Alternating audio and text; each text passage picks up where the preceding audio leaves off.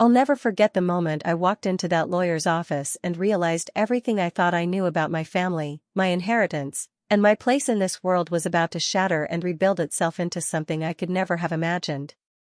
My brother Marcus stood there with that smug smile plastered across his face, the same condescending expression he'd worn since we were children, the one that said he'd always be the golden child and I'd always be the disappointment. He thought he'd won. He thought Dad's will would finally prove what he'd always believed, that he was the chosen one, the worthy heir, the son who deserved everything. But as the attorney adjusted her reading glasses and began to speak, that smile started to fade, and I felt something shift inside me, something powerful and terrifying and absolutely life-changing. The question was, would I have the strength to claim what was rightfully mine, or would I let Marcus and his expectations crush me one final time? My name is Camila Rodriguez, and for 32 years, I'd been the invisible daughter in a family that only had eyes for their precious son. Growing up in Coral Gables, Florida, in a sprawling Mediterranean-style home with ocean views and more square footage than any family of four needed, I should have felt privileged. And in many ways, I was. But privilege doesn't protect you from feeling worthless when your own father looks through you like you're made of glass, when your mother sighs with disappointment every time you enter a room, when your brother gets celebrated for breathing while you get criticized for existing. Marcus was the firstborn, arriving 3 years before me with a full head of dark hair and lungs that announced his presence to the entire maternity ward. From the moment he took his first breath, he was Daddy's little prince, the heir to the Rodriguez construction empire, the boy who would carry on the family legacy.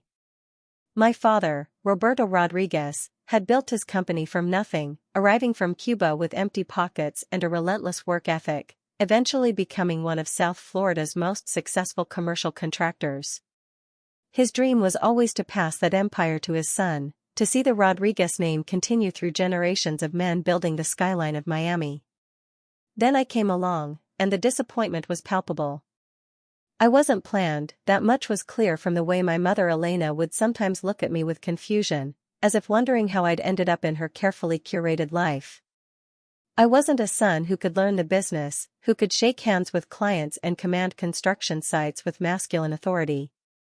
I was just Camila, the girl who liked reading architecture books in her room, who sketched building designs in notebooks her parents never looked at, who dreamed of creating something beautiful and permanent and meaningful, just like her father did, but who would never get the chance because she'd been born with the wrong anatomy. Growing up, the differences in how Marcus and I were treated were stark and constant. When Marcus got AB in math, Dad took him out for celebratory steaks at their favorite restaurant. When I got straight A's, including advanced placement courses, Mom reminded me that good grades were expected, not celebrated, and did I really need to eat that second helping at dinner? When Marcus expressed interest in the construction business, Dad started bringing him to job sites at 14, teaching him to read blueprints and understand load-bearing structures. When I asked to come along, Dad patted my head and said the construction site was no place for a young lady, maybe I should help Mom plan the next charity gala instead. The message was clear and relentless, Marcus mattered, I didn't. Marcus would build things, I should focus on looking pretty and marrying well. Marcus was the future, I was just an afterthought. But I refused to accept that narrative, even though it cost me everything.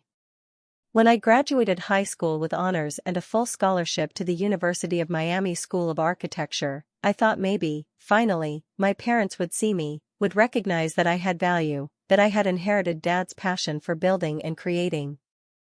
I imagined them sitting in the auditorium at graduation, beaming with pride as I walked across that stage, scholarship certificate in hand, ready to pursue the same dream that had driven my father his entire life. They didn't come. Marcus had a baseball game that same afternoon, some meaningless recreational league match that wouldn't impact anything, and Mom and Dad chose to sit in the bleachers watching Marcus strike out twice instead of watching their daughter achieve something they'd told her was impossible. When I called Mom from the parking lot after the ceremony, my voice breaking as I asked why they hadn't shown up, she sighed that familiar disappointed sigh and said, "Oh Camila, it's just a graduation. Everyone graduates. Marcus needed our support today. You understand, don't you?" I didn't understand. I would never understand. But I swallowed that pain like I'd swallowed 1,000 other disappointments and promised myself I would prove them wrong. College was supposed to be my escape, my chance to shine in a world where my last name didn't automatically mean I was less valuable than my brother. And for a while, it was. I thrived in my architecture courses, staying up until 3 in the morning perfecting designs, learning to think in 3 dimensions, understanding how form and function could merge into something transcendent. My professors noticed me, encouraged me, told me I had rare talent, that I saw buildings not just as structures but as living spaces that could improve people's lives. But even there, I faced obstacles Marcus never had to consider. My male classmates automatically assumed I was less capable, talking over me in group projects, dismissing my ideas until a man repeated the exact same concept and suddenly it was brilliant. Professors, even well-meaning ones, would suggest I consider residential design rather than commercial projects, as if I couldn't handle the complexity and scale that men managed without question. And every time I called home excited about a project or an achievement, Dad would half listen before changing the subject to ask about Marcus's latest accomplishment at his state school where he was barely maintaining a C average in business courses he attended sporadically between parties. The real breaking point came during my junior year when I was selected as one of 3 students to assist a renowned architect on a major Miami project, a sustainable mixed-use development that would transform an entire neighborhood. It was the kind of opportunity architecture students dreamed about, the kind of resume building experience that could launch a career. I was ecstatic, convinced that finally my parents would understand that I was serious, talented, worthy of their attention and respect. I drove home on a Friday evening to share the news in person, imagining Dad's face lighting up with pride, Mom hugging me and apologizing for all the times she'd dismissed my dreams. I found them in the living room with Marcus, champagne glasses raised, celebrating because Marcus had finally, at 24 years old, completed his undergraduate degree after 6 years of changing majors and taking semesters off. The fact that I was about to graduate a year early with honors seemed irrelevant when Marcus had managed to stumble across the finish line of basic achievement. "That's wonderful, Mija," Dad said when I shared my news, his attention already back on Marcus. "Now Marcus, let's talk about your position at the company. I'm thinking you start in project management, learn from the ground up."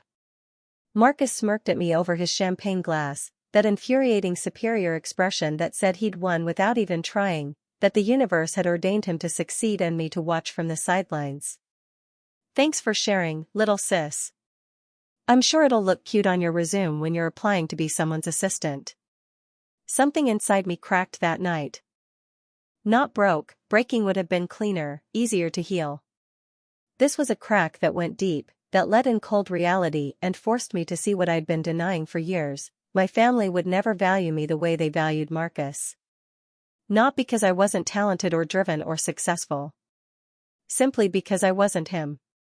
I graduated summa cum laude with my architecture degree, passed my licensing exams on the first try, and landed a position at a prestigious Miami firm specializing in sustainable urban design.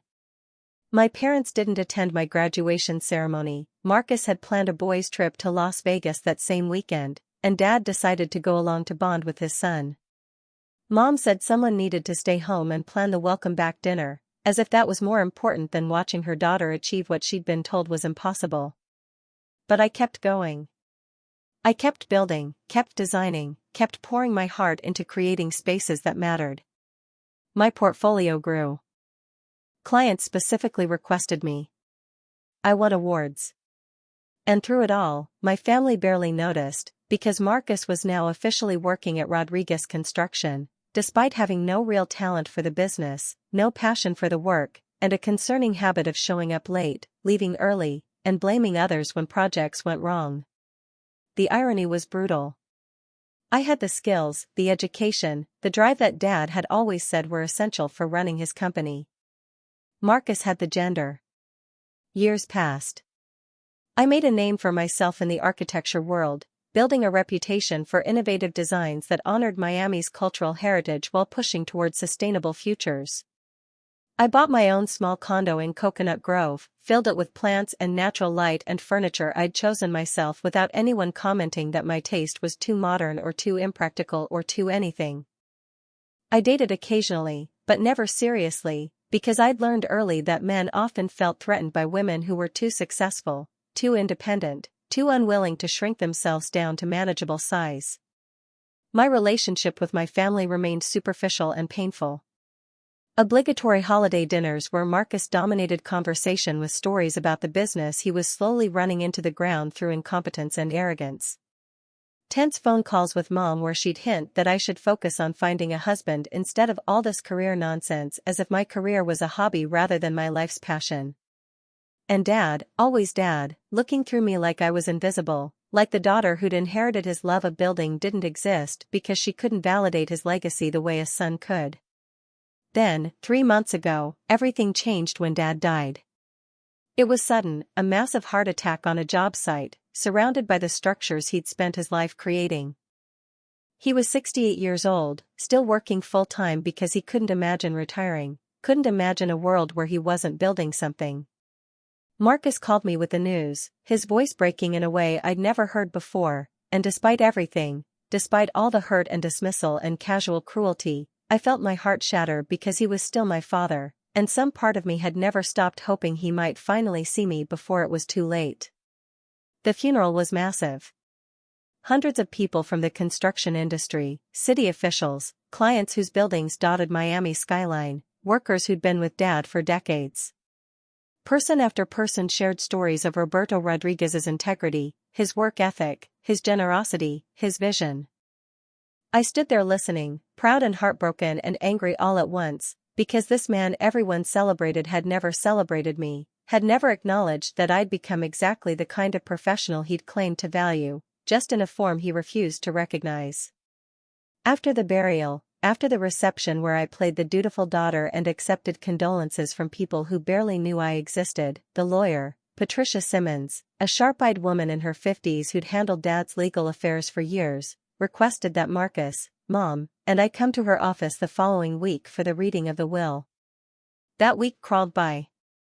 I went through the motions at work, but my mind kept spinning, wondering what Dad had decided, how he'd divided his estate, whether even in death he'd find a way to remind me I wasn't the child he'd wanted.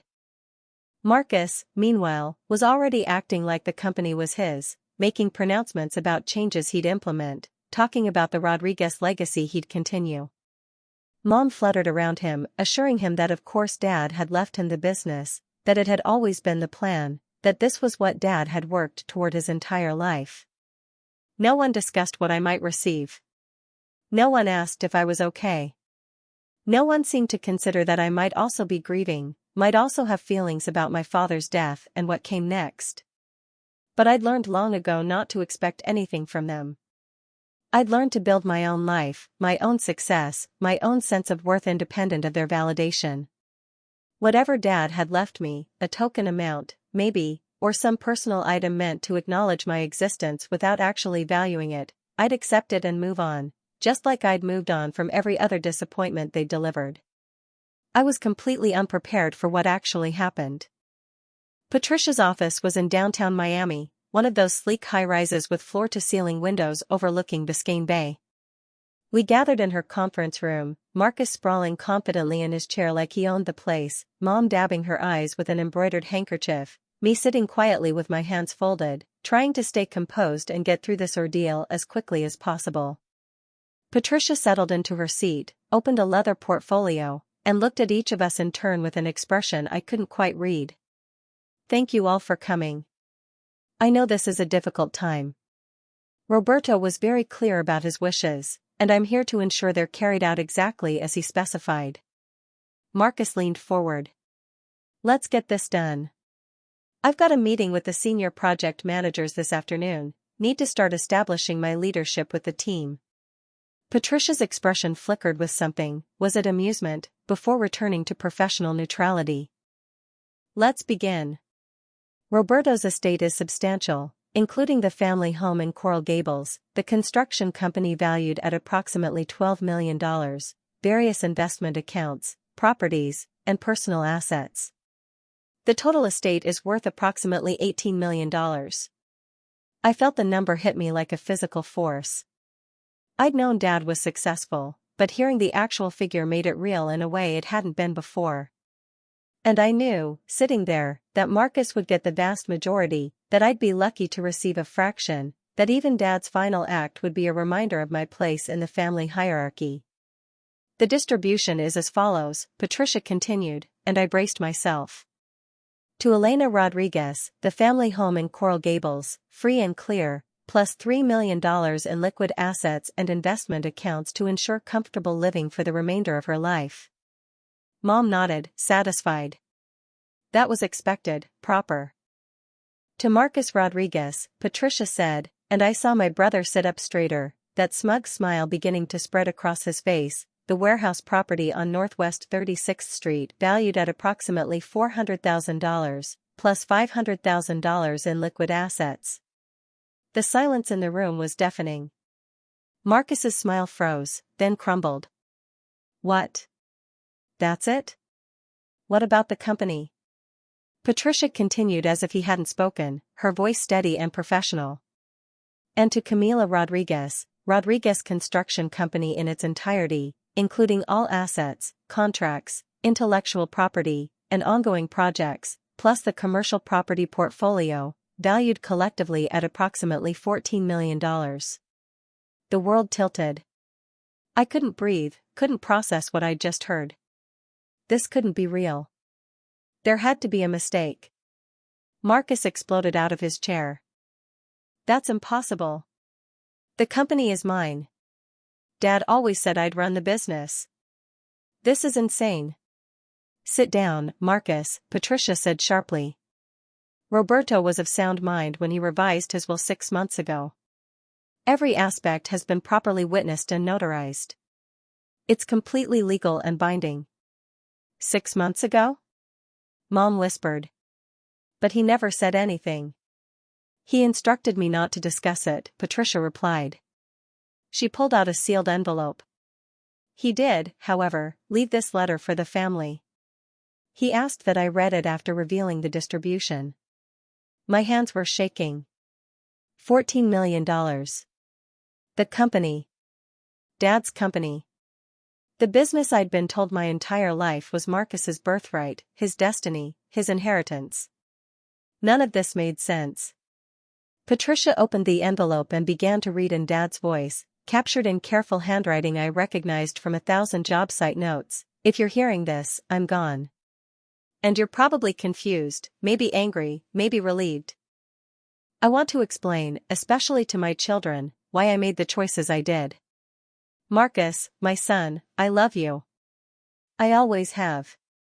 But love doesn't mean blindness, and I haven't been blind to who you are.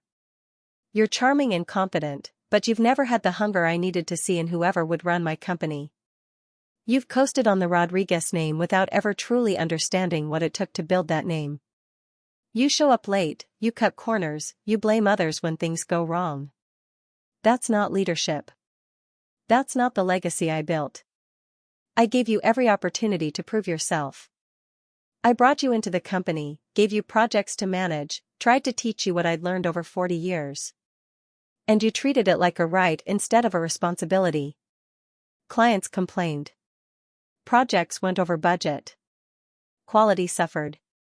You thought having the Rodriguez last name meant you'd earned something. You were wrong. Camila, my daughter, I owe you an apology. More than one. I owe you a lifetime of apologies. When you were born, I thought I knew how the world worked.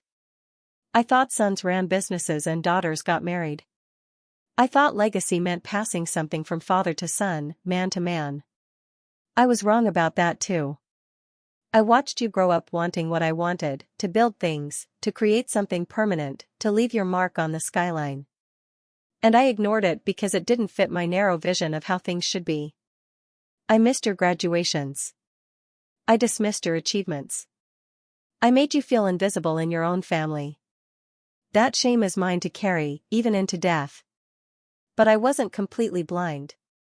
I watched your career from a distance, saw the buildings you designed, read the articles about your innovative approaches to sustainable urban development. I drove past that affordable housing project you worked on in Overtown, the one that preserved the neighborhood's character while providing quality homes. I stood outside that community center you designed in Little Havana, the one that became the heart of the neighborhood. And I realized you'd become everything I'd always said I valued: creative, hardworking, ethical, visionary. You became the architect I'd always wished I could be, the designer I'd never had the education or opportunity to become. You took the love of building I'd passed down and elevated it into art. And I was too stubborn, too locked into my outdated thinking, to tell you I was proud. I'm telling you now, even though it's too late for the words to matter the way they should have mattered when I was alive. I'm proud of you, Camila.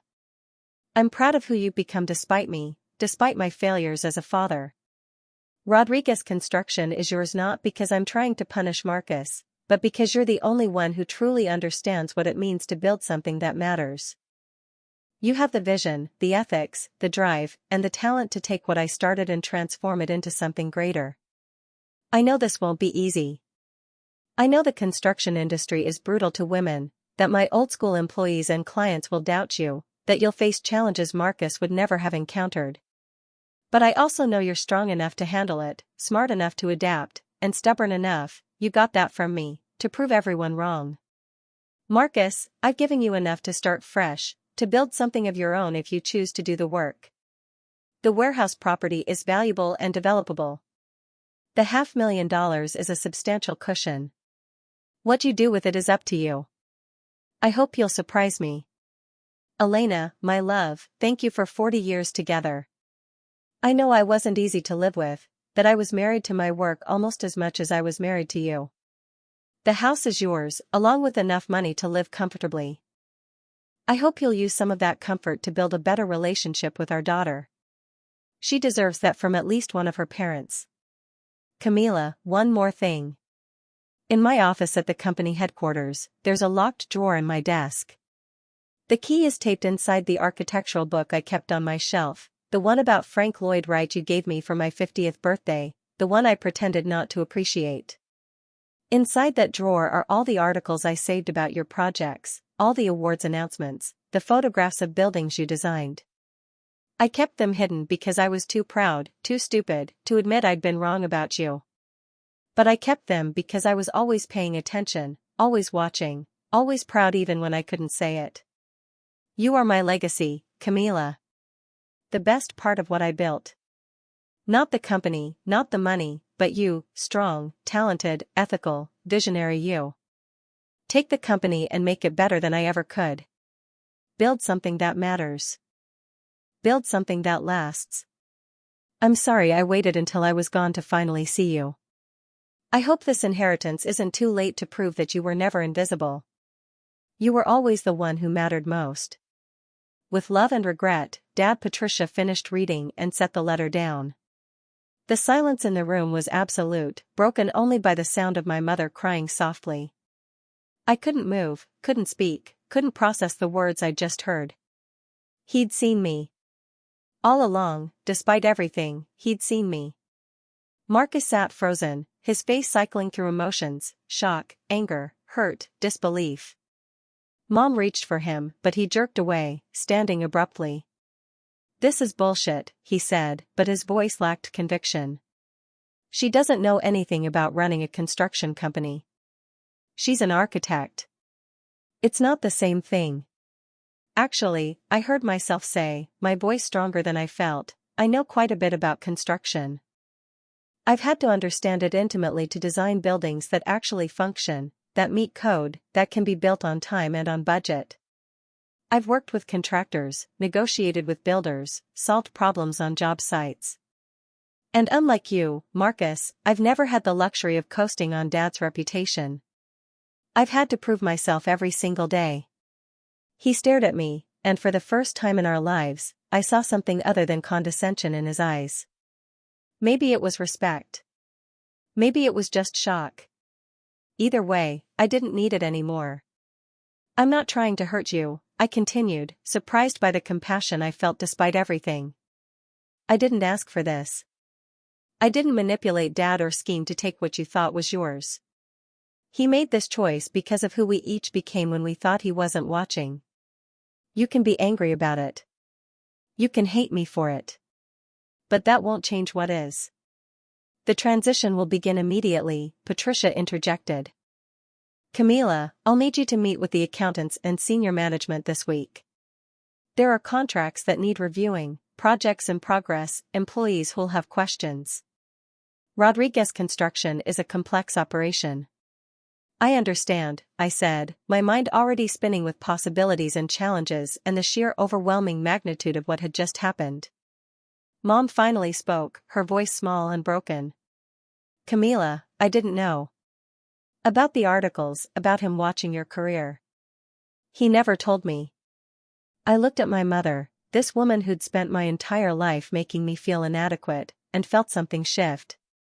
Did you ever ask? Did you ever Google my name, read anything about my work, express even casual interest in what I was building? She looked down, unable to meet my eyes, and I had my answer. Marcus walked out without another word.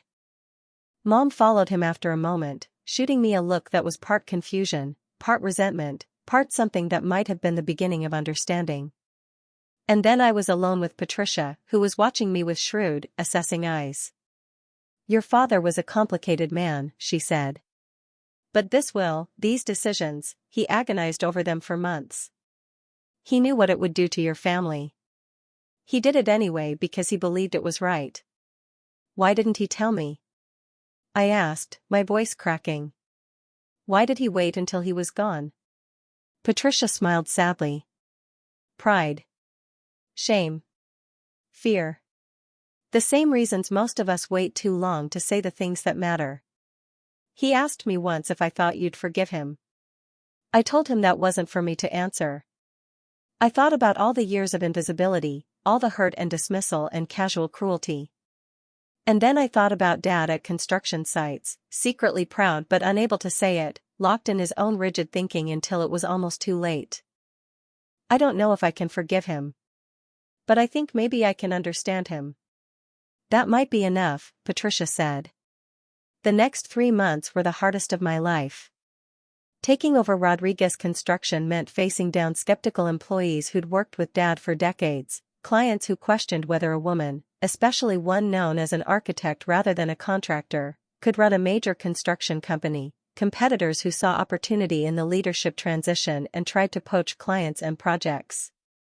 I worked 18-hour days, learning every aspect of the business, meeting with project managers and foremen, reviewing contracts and budgets, making hard decisions about personnel and processes. I brought in my own people, colleagues from the architecture world who understood sustainable building practices, young project managers who valued collaboration over hierarchy, accountants who implemented transparent systems Marcus had avoided. Some of Dad's old guard quit, unable to accept a woman as their boss. Good riddance. The ones who stayed, who gave me a chance to prove myself, discovered that I understood the business differently than Dad had, that I saw opportunities he'd missed because he'd been stuck in old patterns. I leveraged my architecture connections to bring in new clients interested in innovative design-build projects. I implemented sustainable practices that reduced costs and attracted environmentally conscious developers. I created an employee development program that trained our workers in cutting-edge techniques. And slowly, grudgingly, then enthusiastically, the company began to transform.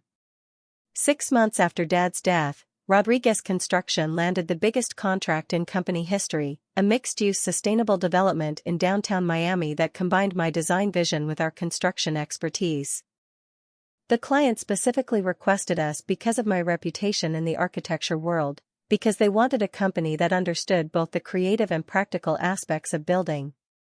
When we broke ground on that project, I stood on the job site in my hard hat and safety vest, surrounded by the crew, and felt Dad's presence like a physical thing. This was what he'd loved. This was what he'd built his life around. And now it was mine, not because of gender or birth order or outdated expectations, but because I'd earned it through decades of work he'd finally acknowledged. Marcus and I have a fragile piece now. He took Dad's advice and developed the warehouse property into a successful event space that's actually thriving because he hired competent people and stayed out of their way. We're not close, probably never will be. But we're not enemies anymore either. We're just siblings who took radically different paths to finding our places in the world. Mom and I are working on our relationship. It's slow, painful, filled with long overdue conversations about favoritism and regret and the ways women are taught to diminish other women. She'll never be the mother I needed as a child, but maybe she can become the mother I need now, someone who finally sees me, values me, celebrates me. Last week, I opened that locked drawer in Dad's office desk. The one he'd written about in his letter, filled with articles and photographs and awards announcements. Seeing all those clippings, carefully preserved and chronologically organized, made me cry harder than I had at his funeral. He'd been paying attention all along, collecting evidence of my success like precious artifacts, too stubborn to share his pride while he was alive. There was a photograph at the bottom of the drawer that broke me completely, a picture of me at 7 years old, wearing a plastic hard hat and holding a toy hammer, standing next to Dad on one of his job sites. I don't remember the moment, but he'd kept it for 25 years, long before I'd proven anything, long before I'd become successful. Which means some part of him always knew, always saw, always hoped, even when he couldn't figure out how to show it. I have that photograph framed in my office now, next to my architecture degrees and awards and the blueprints for our latest project. It reminds me that legacy isn't about gender or birth order or outdated expectations. It's about passion, persistence, vision, and the courage to build something that matters even when everyone tells you it's impossible. Dad gave me his company. But I gave myself the life I deserved, the career I built brick by brick, the success I earned through relentless determination. His inheritance validated what I already knew, that I was worthy, capable, visionary, strong. But I would have been those things even if he'd left me nothing, because my worth was never dependent on his recognition.